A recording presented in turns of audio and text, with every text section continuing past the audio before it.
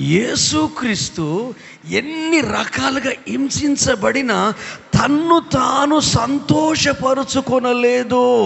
ఎక్కడ మిస్టేక్ జరుగుతుందంటే, తండ్రి అయినా తల్లి అయినా వాళ్ళను వాళ్ళు సంతోషపరచుకుంటున్నారు, పిల్లలు వాళ్ళను వాళ్ళు సంతోషపరచుకుంటున్నారు, భర్త తనను తాను సంతోషపరచుకుంటున్నాడు, భార్య తనను తాను సంతోషపరచుకుంటుంది, కొడుకు తనను తాను సంతోషపరచుకుంటున్నాడు, కోడలు తనను తాను సంతోషపరచుకుంటుంది, బిడ్డ తనను తాను సంతోషపరచుకుంటుంది, అల్లుడు తనను తాను సంతోషపరచుకుంటుంది, సోదరుడు సోదరి.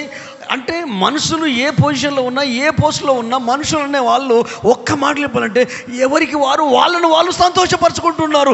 అందుకే సమస్యలు వస్తున్నాయి.